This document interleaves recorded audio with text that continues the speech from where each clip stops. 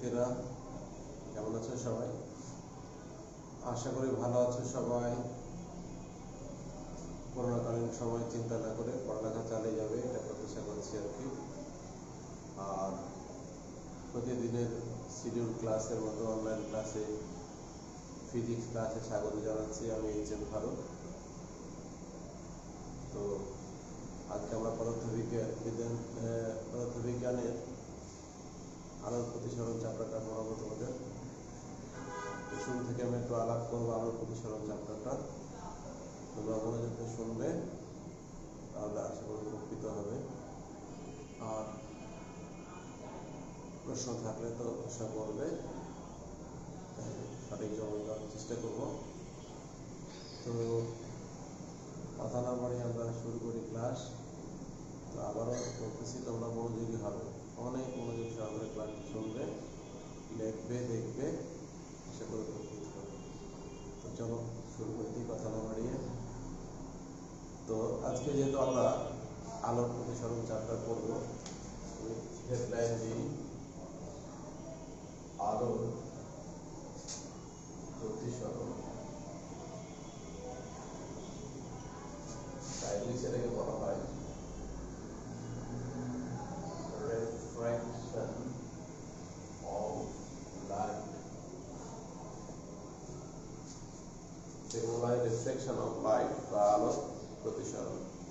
তো আলোর প্রতিসরণ জানতে হলে প্রথমে আমাদের জানতে হবে আলোর প্রতিসরণ কি।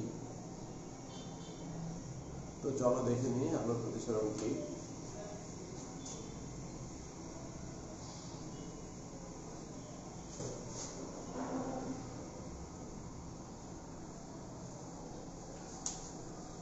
আলো যখন এক স্বচ্ছ মাধ্যম থেকে অন্য স্বচ্ছ মাধ্যমে গমন করে, তখন আলোক রশ্মি উভয় মাধ্যমের বিভেদ তলে দিক পরিবর্তন করে। আলোকের এই দিক পরিবর্তনের ঘটনাটাই হচ্ছে আলোর প্রতিসরণ। আমি আবার বলতেছি, আলো যখন এক স্বচ্ছ মাধ্যম থেকে অন্য স্বচ্ছ মাধ্যমে গমন করে, তখন আলোক রশ্মি উভয় মাধ্যমের বিভেদ তলে দিক পরিবর্তন করে। আলোকের এই দিক পরিবর্তনের ঘটনাকেই আলোর প্রতিসরণ বা রিফ্লেকশন অফ লাইট বলা হয়। চিত্রে তোমরা দেখো, এটা এই একটা মাধ্যম, বি একটা মাধ্যম। এই মাধ্যম আলো আপতিত হলো। আলোটা যাওয়ার কথা ছিল এই দিক দিয়ে এভাবে, বাট এটা যাবে না। আলোর নেচার অনুসারে এটা বিভেদ তলে দিক পরিবর্তন করবে, তখন সে এদিকে যাবে, এদিকে যাবে, স্ট্রেট এদিকে যাবে না। এই যে আলোর নেচার বা আলোর এই দিক পরিবর্তনের ঘটনাটাই হচ্ছে আলোর প্রতিসরণ।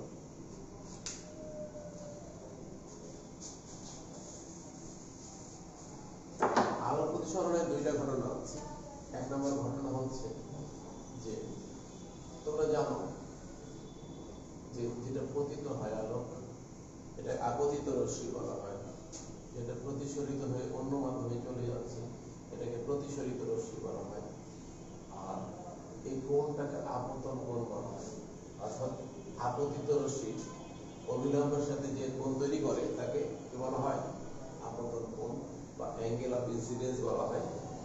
আর প্রতিসরিত রশ্মি অবিলম্বের সাথে যে কোণ তৈরি করে তাকে কি বলা হয়? প্রতিসরণ কোণ বলা হয় বা অ্যাঙ্গেল অফ রিফ্লেকশন বলা হয়। ঠিক আছে? আর এখানে আমরা একটা অবিলম্বটা আনছি, একে নিচে নরমাল বলা হয়। ঠিক আছে? এটা হচ্ছে আপতন কোণ, এটা হচ্ছে প্রতিসরণ কোণ। তো বলা হচ্ছে আপতিত রশ্মি, প্রতিসরিত রশ্মি এবং আপতন বিন্দু অঙ্কিত অবিলম্ব একই সমতলে অবস্থান করবে। আপতিত রশ্মি, প্রতিসরিত রশ্মি এবং আপতন বিন্দু অঙ্কিত অবিলম্ব একই সমতলে অবস্থান করবে। এটা হচ্ছে প্রতিসরণের একটা সূত্র। দ্বিতীয় সূত্র হচ্ছে যে এক জোড়া মাধ্যম যদি না হয়, তাহলে এক জোড়া মাধ্যম এবং একটা নির্দিষ্ট বর্ণের আলোক রশ্মির জন্য আপতন কোণের সাইন এবং প্রতিসরণ কোণের সাইনের অনুপাত সর্বদাই একটা ধ্রুব রাশি বা কনস্ট্যান্ট রাশি হয়। এটাকে আমরা বলছি কি? প্রতিসরণাঙ্ক। বিজ্ঞানী স্নেল এটা আবিষ্কার করেন এবং এই জন্য নাম অনুসারে এটাকে আমরা স্নেলের সূত্র বলতে পারি। ঠিক আছে? তাহলে দ্বিতীয় সূত্রটা কি হলো? আপতিত রশ্মি প্রতিশ্রুত রশ্মি এবং আপতন বিন্দুতে অঙ্কিত বিলম্ব বলে একই সমতলে অবস্থান করে, এটা হলো প্রথম সূত্র। আর একজোড়া মাধ্যম যদি না হয় তাহলে একজোড়া মাধ্যম এবং একটা নির্দিষ্ট বর্ণের আলোক রশ্মির জন্য আপতন কোণে সাইন এবং প্রতিসরণ কোণে সাইনের অনুপাত একটা ধ্রুব সংখ্যা হবে, সব সময় এটা হবে। এই ব্যাপারটা কি আসলে যে আমি যে বললাম দ্বিতীয় লটা বা সেকেন্ড লটা, যে আপতিত বলে একজোড়া মাধ্যম এবং একটা নির্দিষ্ট বর্ণের আলোকের জন্য আপতন কোণে সাইন এবং প্রতিসরণ কোণের সাইনের অনুপাত একটা ধ্রুব সংখ্যা, অলওয়েজ এই রেশিওটা ধ্রুব হবে। আসলে ব্যাপারটা কি এটা আমাদের জানা দরকার। চলো দেখে নিই চিত্রটা, আমি আবারও ভালো করে রাখি বুঝাই। দেখো এটা হচ্ছে আপতিত রশ্মি, এটা প্রতিসরিত রশ্মি, এটা আপতন কোণ আই, এটা হচ্ছে প্রতিসরণ কোণ হচ্ছে আর। তাহলে দ্বিতীয় সূত্রে বলা হচ্ছে যে আপতন কোণের সাইন নিলে তার আপতন কোণ আর প্রতিসরণ কোণের সাইনের অনুপাত একটা ধ্রুব রাশি হবে। এটাকে আমরা এখানে ইটা লেখো, ইন্টারের বই এটা মিউ লেখে, এটাকে আমরা ইটা বলতেছি। এই যে আপতন কোণের মানে সাইন এবং প্রতিসরণ কোণের মানে সাইন যদি নিই এবং এই দুটো রেশিও করি বা অনুপাত করি, অলওয়েজ একটা কনস্ট্যান্ট ফিগার পাবো, যেটাকে আমরা ইটা বলতেছি। তো দেখো আমি এখানে কোণটা চেঞ্জ করতে পারি। ধরো আপতন কোণের কোণটা এরকম নিলাম, এটা নিলাম, এই জন্য প্রতিসরণ কোণটা কিছুটা চেঞ্জ হবে অবশ্যই। এটা হলো হ্যাঁ নতুন কোণটাকে আমরা বলতেছি আর প্রাইম, এটা হচ্ছে আই প্রাইম, পুরো কোণটা হচ্ছে আই প্রাইম। সেক্ষেত্রেও কিন্তু এটা বড় থাকবে একই নিয়ম, sine of i prime by sine of r prime equal ইটাই হবে। যাই হোক না, ইটার মানটা আমরা জানি না কত হবে, তবে ইটাই সব ক্ষেত্রে একই হবে। যতবার তুমি আপতন কোণের মান চেঞ্জ করো সব ক্ষেত্রেই প্রতিসরণ কোণের মান চেঞ্জ হবে এবং উভয় ক্ষেত্রে সকল ক্ষেত্রেই আপতন কোণের মান এবং প্রতিসরণ কোণের আপতন কোণের সাইন এবং প্রতিসরণ কোণের সাইনের অনুপাত অলওয়েজ একই থাকবে। ইটা হলে ইটা হবে, এক্স হলে এক্স হবে, একটা কনস্ট্যান্ট ফিগার, একটা কনস্ট্যান্ট ফিগার হবে। ঠিক আছে, হ্যাঁ, যেটাকে আমরা প্রতিসরণাঙ্ক বলতেছি। এটা হচ্ছে কি বলে প্রতিসরণের কি দ্বিতীয় সূত্র। ঠিক আছে, তাহলে এটা যে কোনো ফিগার নিতে পারো তুমি। এখানে আই নিচ্ছ বা কি বলে আই প্রাইম নিচ্ছ বা আর আর প্রাইম নিচ্ছ, এটা না, যে কোনো ফিগারের জন্য নিতে পারে। আপতন কোণের যে কোনো একটা মানের জন্য প্রতিসরণ কোণের একটা মান পাওয়া যায় এবং আপতন কোণের সাইন এবং প্রতিসরণ কোণের সাইনের যে অনুপাত সব ক্ষেত্রে একই হবে। এক্স হলে এক্স হবে, ওয়াই হলে ওয়াই হবে, মিউ হলে মিউ হবে, এটা হলে এটা হবে, একটাই হবে, বারবার একই ফিগার আসবে। ঠিক আছে, তো এটা হচ্ছে প্রতিসরণের দ্বিতীয় সূত্র এবং এটাকে স্নেলের সূত্র বলা হয়। বিজ্ঞানী স্নেল এটা আবিষ্কার করেন এবং এর নাম অনুসারে এটাকে স্নেলের সূত্র বলা হয়।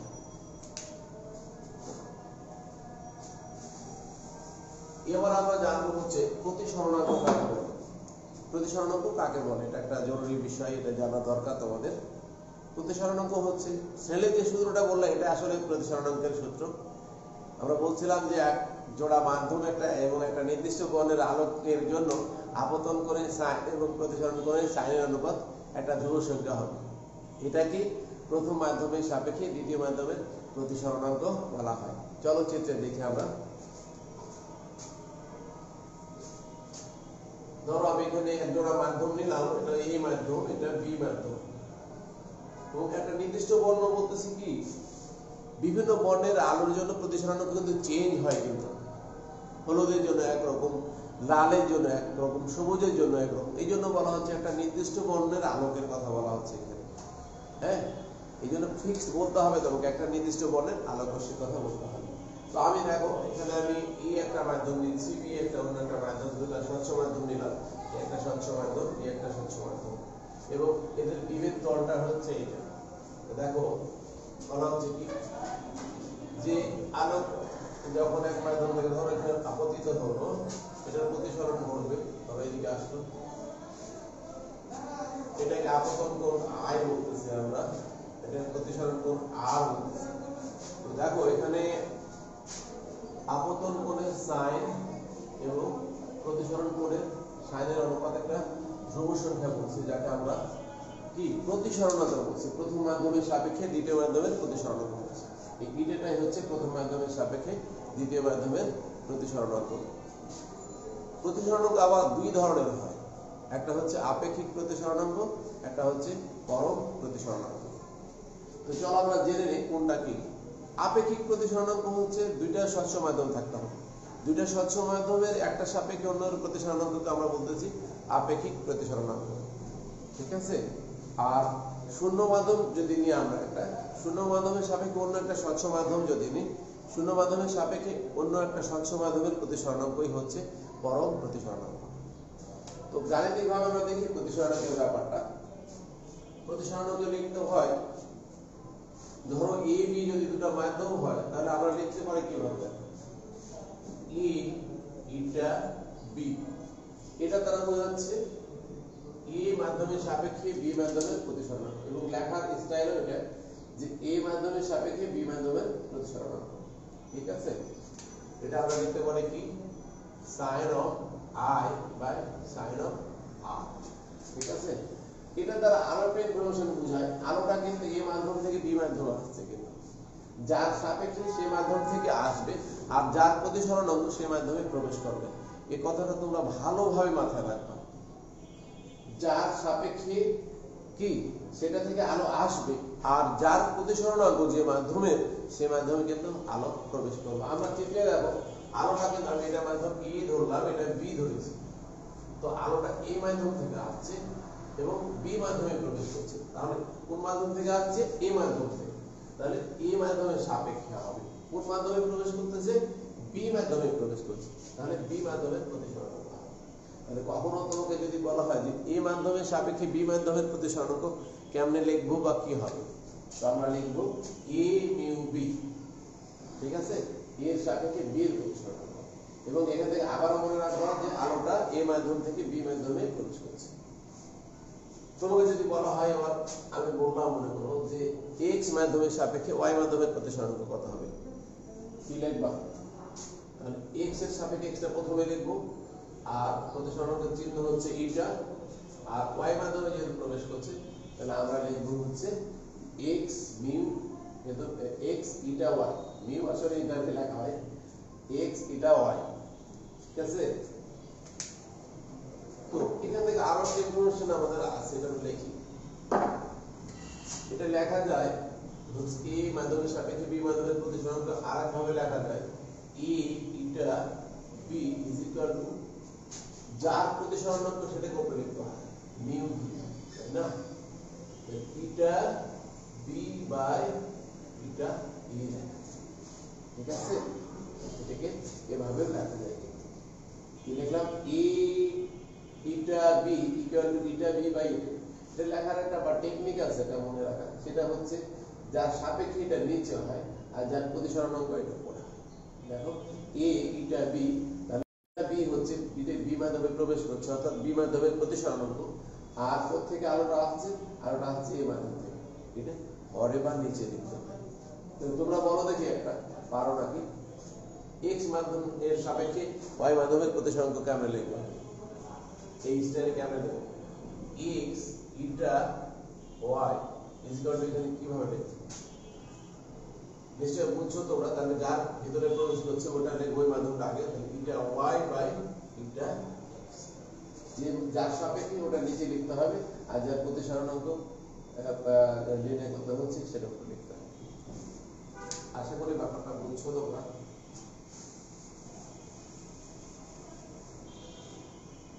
প্রতিসরণাঙ্কের কোনো কিন্তু একক নেই, কেন নেই বলো তো, এটা ইকুয়াল আমরা লিখতেছি sin i by sin of r লিখতেছি আমরা, এর কোনো ইয়া নাই, একক নাই, কেন আমরা একক পাবো না, এবং বাস্তবে একক হয় না, কেন একক নাই, এর অর্থ হচ্ছে দুইটা একই জাতীয় রাশির অনুপাত, এখানেও কোণ এখানেও কিন্তু কোণ, তাহলে কোন কোন কাটা যায়, ফাইনালি কোনো একক থাকে না, তাহলে এই জন্য প্রতিসরণাঙ্কের কোনো একক হয় না। কিন্তু এবার চলো আমরা এর আরো একটা ব্যাপার আছে, আলোর প্রতিসরণের সাথে আলোর বেগের একটা সম্পর্ক আছে, ঠিক আছে। তো আমরা এটা এখন দেখবো, তার আগে প্রতিসরণাঙ্কের সাথে আলোকের বেগের সম্পর্কটা আগে জেনে নিই আমরা। যে মাধ্যমের প্রতিসরণাঙ্ক যত বেশি ওখানে আলোকের বেগ তত কম। অর্থাৎ যে মাধ্যমটা আলোকীয়ভাবে যত বেশি ঘন তার প্রতিসরণাঙ্ক তত বেশি এবং সেখানে আলোকের বেগ তত কম। আলোকীয়ভাবে ঘনটাই আমরা নিব এখানে, আসলে নর্মাল ঘনত্ব নিব না, আলোকীয় ঘনত্বটা ইউজ করব। আলোকীয় ঘনত্ব এবং সাধারণ ঘনত্বের একটু পার্থক্য আছে। সাধারণ ঘনত্ব তোমরা জানো যে একক আয়তনে ভরই হচ্ছে ঘনত্ব, কিন্তু আলোকীয় ঘনভেদ ভিন্ন। কিন্তু যে মাধ্যমের প্রতিসরণাঙ্ক বেশি তার আলোকীয় ঘনত্ব কিন্তু বেশি, আবার যে মাধ্যমের প্রতিসরণাঙ্ক কম তার আলোকীয় ঘনত্ব কম।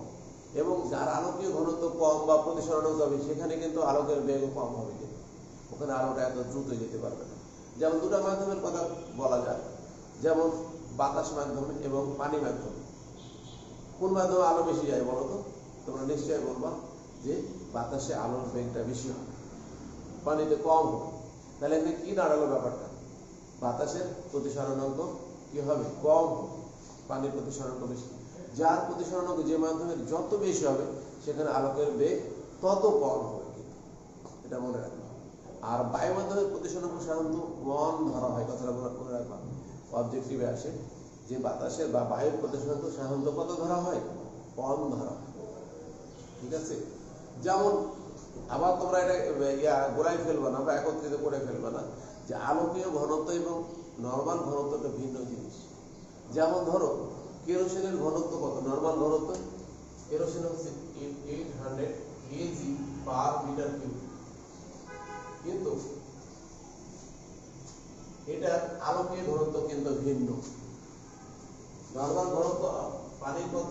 কেরোসিনের হচ্ছে 800 কেজি পার মিটার কিউব, কিন্তু পানির কত? পানির হচ্ছে 1000 কেজি পার মিটার কিউব। দেখো এখানে পানির ঘনত্ব কিন্তু কেরোসিনের চেয়ে বেশি, কিন্তু মজার ব্যাপার হচ্ছে কেরোসিনের আলোকীয় ঘনত্ব কিন্তু পানির চেয়ে বেশি। তার মানে কি দাঁড়ালো? কেরোসিনের প্রতিসরণাঙ্ক বেশি পানির চেয়ে। অর্থাৎ যে মাধ্যমের প্রতিসরণাঙ্ক যত বেশি হবে তার আলোকীয় ঘনত্ব তত বেশি হবে। অর্থাৎ সেখানে আলো তো আর উল্টা হবে, সেখানে আলোকের বেগ তত কম হবে। অর্থাৎ প্রতিসরণাঙ্কের সাথে বেগের সম্পর্কটা হচ্ছে ব্যস্তানুপাতিক সম্পর্ক। অর্থাৎ একটা মাধ্যমের প্রতিসরণাঙ্ক যত বেশি হবে সেখানে আলোকের বেগ তত কম হবে, বুঝছো? তো এখানে আলোকের বেগের সাথে প্রতিসরণাঙ্কের একটা সম্পর্ক আছে, চলো আমরা এটা দেখে নিই। এখানে আমি শেষ করে ফেলি, কথাটা শেষ হয়নি। এখানে দেখো আমি যেটা বলছিলাম যে পানির নর্মাল ঘনত্ব কিন্তু কেরোসিনের চেয়ে অনেক বেশি, এখানে 800 তে 1000, কিন্তু দেখো কেরোসিনের প্রতিসরণাঙ্ক কত? 1.4 করে, আর পানির কত? 1. হচ্ছে তোমার 33, এগুলো প্রায় মান লেখা যায় এগুলো, ঠিক আছে? তাহলে দেখো তো এটা হচ্ছে কেরোসিনের প্রতিসরণাঙ্ক, এটা হচ্ছে পানি। তাহলে আলোকীয় ভাবে ঘন কে হলো? পানি নাকি কেরোসিন? তোমরা এই ফিগার দেখে বুঝতে পারছো যে কেরোসিনের আলোকীয় ঘনত্ব পানির চেয়ে বেশি, কিন্তু বাস্তবে নর্মাল যেটা ঘনত্ব একক আয়তনে ভর যেটা, এটা পানিরই বেশি। কিন্তু অর্থাৎ আলোকীয় ভাবে কেরোসিন বেশি ঘন, বাট নর্মাল ভাবে ঘনত্ব বেশি হচ্ছে পানির। এবার আমরা প্রতিসরণাঙ্কের সাথে আলোকের বেগের কম্পেয়ার করব। আমরা নর্মাল জানি ই ইটা বি ইকুয়াল আমরা লিখতে পারি কত? Eta b by eta a. কিন্তু আলোকের বেগের সাথে আমরা সম্পর্কটা ভিন্ন লিখব। E eta b is equal to বেগের মাধ্যমে যদি আমি প্রতিসরণাঙ্কের মাধ্যমে না লিখি, বেগের মাধ্যমে লিখি, তাহলে ফিগারটা কিন্তু ভিন্ন হবে। দেখো কত লিখতে পারি আমি? এটা হচ্ছে ইটা, এটা তো লিখবো না, আলোকের বেগ লিখতে, যেটা আলোকের বেগকে সি দ্বারা প্রকাশ করা হয়, এটা হবে C A by C B. ফর্মুলাটা সম্পূর্ণ উল্টা কিছু। দেখো এ ইটা বি কে লিখলাম ইটা বি বাই ইটা এ, কিন্তু আলোকের বেগের ক্ষেত্রে এই একই ব্যাপারটা লিখছি কি C A by C B, অর্থাৎ যার সাপেক্ষে সেটাই উপরে লিখতেছি, যে যার সাপেক্ষে আলোকের বেগটা তারটাই উপরে লিখলাম, আর যার প্রতিসরণ সেটা নিচে লিখলাম, জাস্ট এটার উল্টাটা। তাহলে দেখো তো এটাও এইটা বি এটা এইটা বি, তাহলে আমরা কি লিখতে পারি? এটা সমান কিন্তু এটা লিখতে পারি। তাহলে আমরা লিখতে পারি কি, আমি বাম দিকে লিখি, লেখাটা বাম দিকে বোঝা যাবে বেশি। তাহলে এই মানটা ইটা বি বাই ইটা এ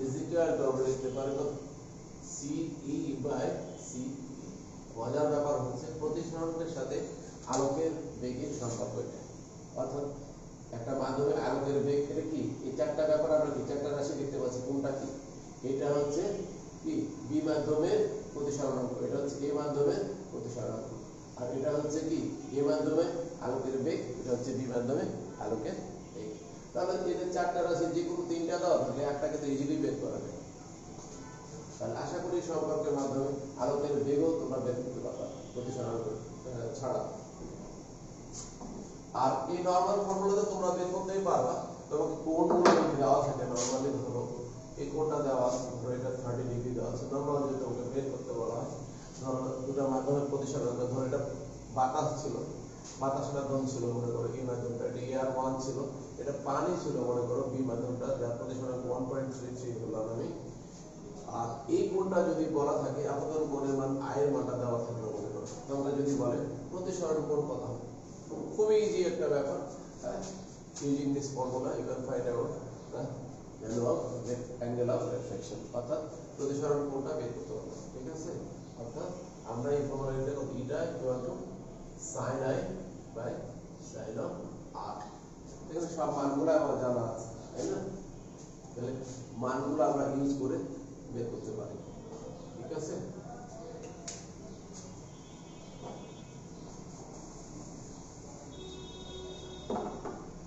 আচ্ছা এবার দেখো হচ্ছে আমরা আরো প্রতিসরণের ঘটনা বলবো। তাহলে এই ঘটনাগুলোর মাধ্যমে কিন্তু আমরা প্রতিসরণকে যে সম্পর্কগুলো জানলাম। এবার আমরা একটু ভিন্ন প্রসঙ্গে যাব।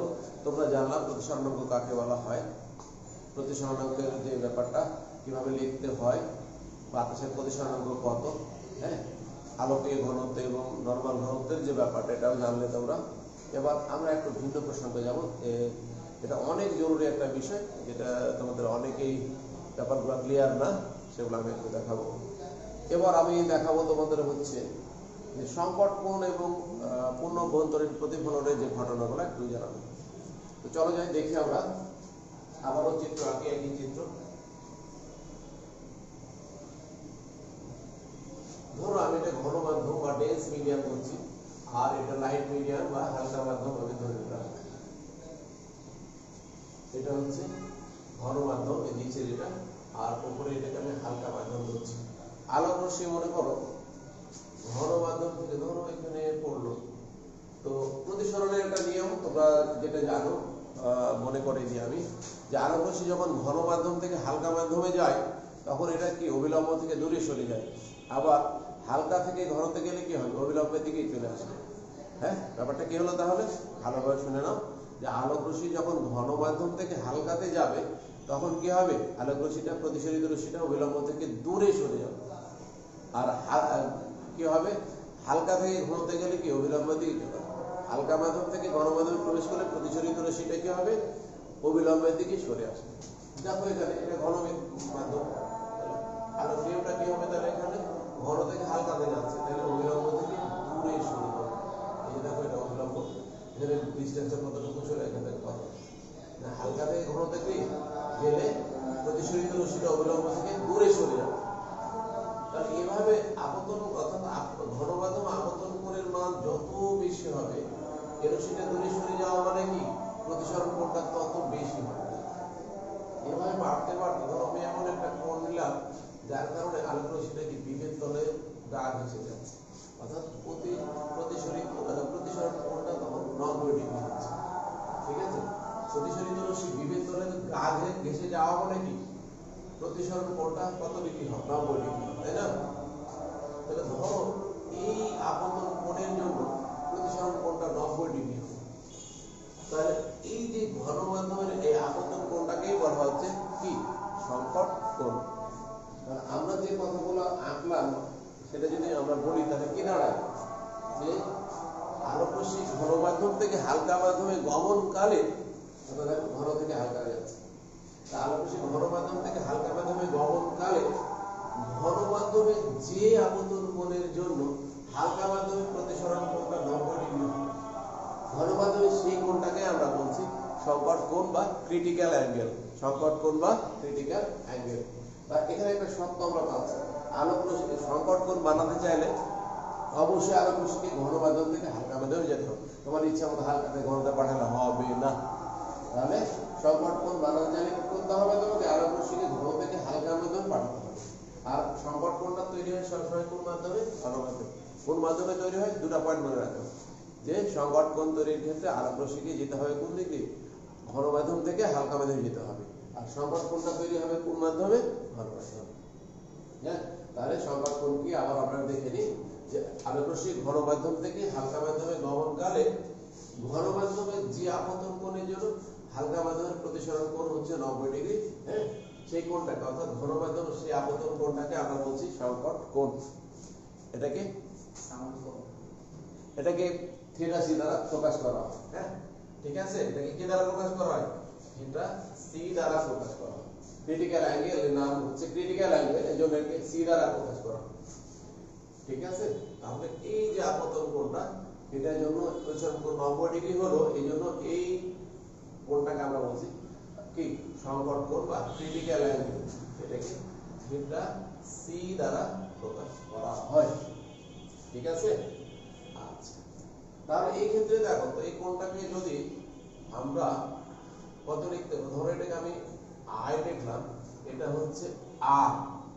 ঠিক আছে, তাহলে কি হবে? এখানে আমরা লিখতে পারি কত? sin of i by sin of r equal to কত লিখতে পারি আমরা? তাহলে এই মাধ্যমটা, এটা ঘন মাধ্যম, আমি নাম দিই তোমাদের যেন ভালো হবে। এটা হচ্ছে ধরো x, ধরো এটা y ধরলাম, জানি না হালকা মাধ্যমটাকে আমি y ধরতেছি আর ঘন মাধ্যমকে x ধরলাম। তাহলে এটা সমান আমরা কি লিখবো? sin i by sin r equal to আমরা লিখতে পারি না, যে মাধ্যম থেকে যায় তার সাপেক্ষে, তাহলে x এটা কত? y লিখতে পারি না? অর্থাৎ একটু আগে লিখে আসলাম আমরা যে যার সাপেক্ষে সেটা হবে কি? বাম দিকে, আর যার প্রতিসরণাঙ্ক সেটা হবে ডান দিকে। হ্যাঁ, আবার এটা আমরা বলতে পারি x মাধ্যমের সাপেক্ষে y মাধ্যমের প্রতিসরণাঙ্ক। আবার এটাই বলতে পারি কি, যে আলোক রশ্মিটা x মাধ্যম থেকে y মাধ্যমে যাচ্ছে, আর তার সমান কত? sin i by sin r। আপতন কোণটাকে আমি i ধরে করছি মনে করো, তাহলে কি হবে? sin i by sin r equal to হচ্ছে x ইটা y। ঠিক আছে, তার মানগুলো বসাও, দেখি কোনটা কেমন হবে। এই মানটা কি হবে দেখো তো। i এর মানটা তো আমি কি ধরলাম? ক্রিটিক্যাল অ্যাঙ্গেল থিটা, তাহলে sin of theta C by sin of r এর মানটা কত? এটা কত হবে বলো তো? আর কোনটা কত? 90 ডিগ্রি না? এটা একটা পার্টিকুলার অ্যাঙ্গেলের জন্য এটা হচ্ছে 90 ডিগ্রি। তাহলে sin of কত হবে? r এর মান হচ্ছে এখানে কত? i এর মানটা হচ্ছে থিটা সি, আর r এর মানটা কত হবে? r এর মানটা হচ্ছে 90 ডিগ্রি। কারণ সত্যই হচ্ছে এমন একটা ঘন মাধ্যমে কোণ বানাতে হবে যার কারণে 90 ডিগ্রি হয়, এটা সত্য। তাহলে এটা অবশ্যই 90 ডিগ্রি, 90 ডিগ্রি, তাই না? তো মানগুলো বসাও, 90 ডিগ্রি কত হলো তাহলে? এটা হচ্ছে, এটা সমান হচ্ছে x ইটা y। তাহলে মজার ব্যাপার দেখো, আমরা মানগুলো যদি এইদিকে নিই দেখো, তাহলে এটা হচ্ছে sin of theta is equal theta c is equal to, এটা তো sin এর কত 1 হয়ে যায় না, বাই 1 না, is equal to হচ্ছে x ইটা y। তাহলে আমরা যদি এটাকে এদিকে দেখো, x eta y is equal to sin of theta c। ঠিক আছে, তাহলে আমরা যদি মাধ্যম চেঞ্জ করি তাহলে কি হবে? এটা দ্বারা হচ্ছে আলোটা এই মাধ্যম থেকে এই মাধ্যমে যাচ্ছে, ঘন মাধ্যম থেকে হালকা মাধ্যমে যাচ্ছে। তাহলে এটাকে আমরা লিখতে পারি এভাবে। যদি আমরা ডিরেকশন চেঞ্জ করতে চাই তাহলে আমরা লিখতে পারি এভাবে, যে y eta x is equal to 1 by হবে, এটা লবকে হরে, এটার নিচে একটা 1 ছিল মনে করো, চেঞ্জ করলে কি? তাহলে এটা কত হবে? sin of theta c। এটা চেঞ্জ করলাম, এটা চেঞ্জ করলাম, মানে কি? এটা অবশ্যই একটা জিনিস জানা দরকার, যে আমরা লিখতে পারি কত? a eta b is equal to, আমরা লিখতে পারি 1 বাই b ইটা a লিখতে পারি। এটা অবশ্যই আমাদের বলা উচিত ছিল। ঠিক আছে, আমরা ইনভার্স করে লিখতে পারি, যে a মাধ্যমের সাপেক্ষে b মাধ্যমের প্রতিসরণাঙ্ক ইকুয়াল টু আমরা লিখতে 1 বাই b মাধ্যমের সাপেক্ষে a মাধ্যমের প্রতিসরণাঙ্ক। প্রতিসরণের নিয়ম অনুসারে এটা লেখা যায়। কিন্তু তাই এই ফর্মুলা অনুসারে আমরা এখানে চেঞ্জ করলাম y eta x equal to 1 by sin theta c লিখতে পারি। তো মজার ব্যাপার হচ্ছে এই একটা ফর্মুলা, তাহলে এটাও মনে রাখতে পারো, তবে এইটা মনে রাখো। তাহলে এটা কার কার মধ্যে সম্পর্ক হলো দেখো তো, এটা দ্বারা আলটিমেটলি কি বোঝাচ্ছে দেখো তো, y eta x equal to 1 by sin theta c দ্বারা কি বোঝাচ্ছে, y ইটা x হচ্ছে y এর সাপেক্ষে x এর প্রতিসরণ। এটার উল্টা লিখলে হবে না কিন্তু, এখানে কি হলো তাহলে y ইটা x মানে y এর সাপেক্ষে x এর হালকা মাধ্যমের সাপেক্ষে ঘন মাধ্যমের প্রতিসরণাঙ্ক equal to 1 by sin theta c। Theta c কে বললাম কি সংকট কোণ। তাহলে প্রতিসরণাঙ্কের সাথে সংকট কোণের একটা সম্পর্ক এবং অঙ্ক থাকে কিন্তু পরীক্ষায়, এই ফর্মুলা রিলেটেড কিন্তু অঙ্ক থাকে তোমাদের, যে সংকট কোণের সাথে প্রতিসরণাঙ্কের যে সম্পর্ক এটা, এবং এখান থেকে যদি বলে দেয় যে তোমাকে বললো মনে করো যে আমি একটা অঙ্ক দিই, ছোট্ট অঙ্ক আমাদের বলি, ধরো বললো যে তোমার ওয়াটারের প্রতিসরণাঙ্ক বা পানির প্রতিসরণাঙ্ক দিল কত 1.33, এটা মোটামুটি জানা আছে আমাদের। আর তোমার গ্লাসের বা কাচের প্রতিসরণাঙ্ক মনে করো হচ্ছে 1.52 বা 50 লেখা যায় এইটা। তো এখন যদি বলা হয় যে দুটো মাধ্যমের প্রতিসরণাঙ্ক দেওয়া আছে কত 1.33 হচ্ছে পানির এবং গ্লাসের হচ্ছে 1.52, যদি বলা হয় যে এই দুইটা ইয়ার মাধ্যমের মধ্যবর্তী সংকট কোণ কত হবে, তাহলে আমি চিত্র আবার আঁকি। ধরো এখানে দেখো, ধরো এখানে আমি ধরো এটা হচ্ছে কি ঘন মাধ্যম গ্লাস মিডিয়াম, আর এটা হচ্ছে ওয়াটার মিডিয়াম ডাব্লিউ। তো আলোকটা যেতে হবে কি সংকট কোণ তৈরি করলে তোমাকে যেতে হবে এই বরাবর, ধরো কেন ঘন মাধ্যম থেকে যেতে হবে, তাই না? ধরো এই কোণের জন্য এটা আলোটা এইভাবে যাচ্ছে, অর্থাৎ এটা 90 ডিগ্রি হচ্ছে, এটাই সংকট কোণ হবে। এই মানটা তোমাকে যদি বের করতে বলা হয় কত হবে, তাহলে তোমাকে কি করতে হবে, এই দুইয়ের মধ্যবর্তী ইয়াকে কি বলে তোমার প্রতিসরণাঙ্ক বের করতে হবে। তাহলে আমরা ফর্মুলা যদি লিখি এটা এখানে লিখবো কি আসলে, তাহলে আমাকে এখানে কি লিখলাম দেখো তো, এখানে হালকা মাধ্যম সাপেক্ষে ঘন মাধ্যমের প্রতিসরণাঙ্ক equal to 1 by sin theta c। তাহলে এই দুটো মাধ্যমের কোনটা হালকা কোনটা ঘন, এখানে একটা হচ্ছে গ্লাস আর একটা হচ্ছে পানি। তাহলে আমি কার সাপেক্ষে কারটা লিখবো, আমি অবশ্যই লিখবো হচ্ছে হালকা মাধ্যম সাপেক্ষে ঘন, অর্থাৎ পানির সাপেক্ষে গ্লাসেরটা লিখবো, তাই না? এখান থেকে তাহলে পানির সাপেক্ষে গ্লাসের প্রতিসরণাঙ্ক লিখবো আমরা, হ্যাঁ? তাহলে এটা আমরা বের করে নিব, ঠিক আছে? আর এখানে এখন কথা হচ্ছে তারপর মানটা বসিয়ে দিলে হয়ে যাচ্ছে। এখানে একটা আরো একটা শিক্ষণীয় বিষয়, এখানে আরো একটা জিনিস তোমাদের জানাই দিই আমি, সেটা হচ্ছে যে আরো একটা ফর্মুলা লেখা যায়। ধরো মনে করো বাতাস একটা মিডিয়াম মনে করো, আর আচ্ছা ধরো ডাব্লিউ ইটা জি, আমরা লেখা যায় কি জানো, A mu A U G by A mu, mu লিখছে বারবার, এটা হবে না তোমাদের বই, এটা আছে ডাব্লিউ, এটা লেখা যদি আমি ফর্মুলা লিখছি একটু আগে এ ইউজ করি, বাতাসের সাপেক্ষে না লিখে সরাসরি লিখছিলাম কি যার প্রতিসরণ সেটা উপরে লিখলাম, আর যার সাপেক্ষে নিচে, কিন্তু আমি এআর ইউজ করিনি। তুমি চাইলে আসলে ব্যাপারটা এটাই ছিল কিন্তু, হ্যাঁ চলে এটা ছিল। তো আমরা এটা আগে বের করব, অর্থাৎ এখানে আমরা অ্যাকচুয়ালি কি ব্যাপারটা ছিল হচ্ছে W eta G is equal to হচ্ছে 1 বাই sin থিটা c। তোমরা এটা দেখতে পাচ্ছ কিনা, আমি বামে লিখে আবার এদিকে লিখি, এদিকে মানে সব লেখা তোমরা কমপ্লিট করো, যে ডান দিকে হয়ে যায় না। অ্যাকচুয়ালি আমরা এখান থেকে কি করব, এই দুইয়ের মধ্যবর্তী সংকট কোণ আমরা বের করতে চাইলাম না, W eta G is equal to কত 1 বাই sin থিটা c। এই জিনিসটা আমাদের দুইটার প্রতিসরণাঙ্ক দেওয়া আছে, গ্লাসের কত দেওয়া আছে, এটা পানির এটা 1.33। তাহলে ডাব্লিউ ইটা জি টা আগে বের করতে হবে আমাদের, তারপরে এটা মান বসাই দিলে আবার tan থিটা c এর মান থেকে আমরা পাবো। ডাব্লিউ ইটা জি আবার লিখতে পারি কি আমরা এ ইটা জি বাই কত লিখতে পারি, এ ইটা ডাব্লিউ, ঠিক আছে? তাহলে এটা আমরা লিখতে পারি এ ইটা জি ডাব্লিউ ইটা জি লিখতে পারি, তাই না?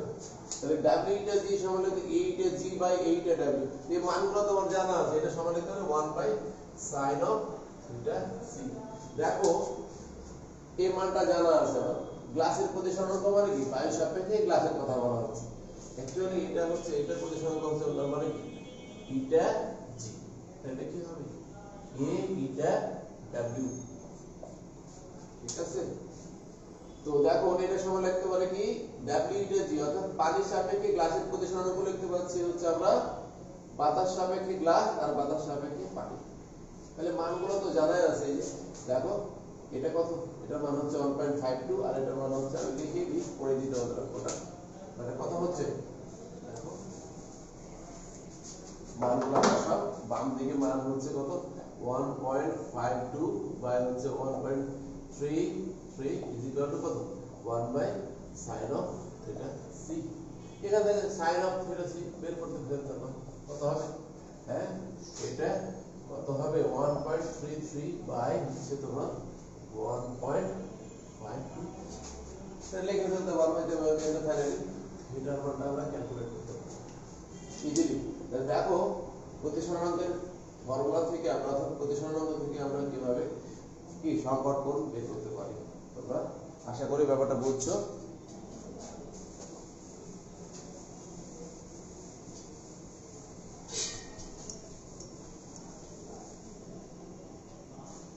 দেখো এবার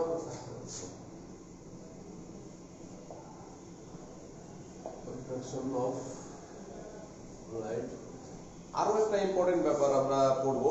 এখন জানলাম কি সংকট কোণ জানলাম, তাই না, এবং এর রিলেটেড যে অঙ্ক সংকট কোণের সাথে প্রতিসরণাঙ্কের যে সম্পর্ক ছিল এটা দেখালাম এবং এর রিলেটেড অঙ্ক করালাম, তাই না। এবার আমরা জানবো হচ্ছে পূর্ণ অভ্যন্তরীণ প্রতিফলন কি জিনিসটা, আসলে এটা দেখবো পূর্ণ অভ্যন্তরীণ প্রতিফলন কি আসলে। চলো দেখে নিই আমরা, আবারও চিত্র আঁকছি আমরা। ধরো এটা এ মাধ্যম, এটা বি মাধ্যম, ধরো একটা আলো এই মাধ্যম থেকে আসছে মনে করো, ঠিক আছে। তো আলোটা যদি ঘনতে আসে, তো আমি ধরলাম যে ঘনতে আসছে হালকা থেকে, এটা অভিলম্ব দিকে সরে আসবে, এটা হচ্ছে আপতন কোণ, এটা হচ্ছে প্রতিসরণ কোণ। তো এখন দেখো যে কি হবে, এটা তোমার ইয়া অনুসারে চেঞ্জ করবে, এটা ঘন মাধ্যম প্রতিসরণের দিকে অভিলম্বের দিকে সরে আসবে, তাই না। আচ্ছা, আর এটা যদি কি এটাই ঘন মাধ্যম হলো, এটা হালকা, তাহলে কি এটা দূরে সরে যাবে, তাই না। এটা হচ্ছে আগে বললাম তোমাদের। আচ্ছা, এখন কথা হচ্ছে যে আমরা পূর্ণ অভ্যন্তরীণ প্রতিফলনটা দেখি।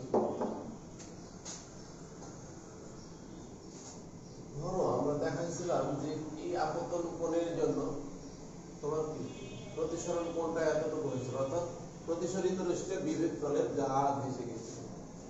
ধরো এই আপতন কোণ, এটা আমরা কি বলছিলাম sin অফ থিটা সি বলছিলাম। তা এখন দেখো তো এই কোণটা যদি বাড়ানো হয়, এটা হচ্ছে থিটা ধরে, সরি sin থিটা সি না, থিটা সি আর কি। এখন আমি কোণটার এই আপতন কোণের জন্য কি প্রতিসরিত রশ্মির বিভেদ তলের গা ঘেঁষে যাচ্ছিল, তাই না। এখন আমি যদি আরেকটু বাড়াই কোণটা, আপতন কোণটা আরেকটু বড় করি, তাহলে তো আর এখানে প্রতিসরিত রশ্মি যাওয়ার জায়গাই নেই।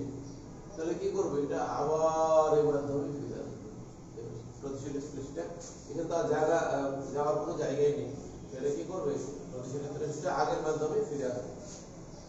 তো আসলে ঘটনা কি ঘটলো, যে আমরা ঘটনা কি দেখো, এটা সংকট কোণের চেয়ে বেশি কোণটা যদি হয় আপতন কোণ, তাহলে প্রতিসরিত রশ্মিটা কিন্তু আর প্রতিসরণ হতে পারছে না, প্রতিফলন করছে বা প্রতিফলিত হয়ে আবার আগের মাধ্যমে এই মাধ্যম বি মাধ্যমে ফিরে আসছে। এই ঘটনাটাই হচ্ছে পূর্ণ অভ্যন্তরীণ প্রতিফলন। তাহলে পূর্ণ অভ্যন্তরীণ প্রতিফলন জিনিসটা কি হলো, যে আলোক রশ্মি ঘন মাধ্যম থেকে হালকা মাধ্যমে গমনকালে ঘন মাধ্যমে যদি আপতন কোণটা কি সংকট কোণের চেয়ে বেশি হয়, তাহলে ওই আলোক রশ্মি কি দ্বিতীয় মাধ্যমে প্রতিসরিত না হয়ে প্রথম মাধ্যমে বা আগের মাধ্যমে ফিরে আসে।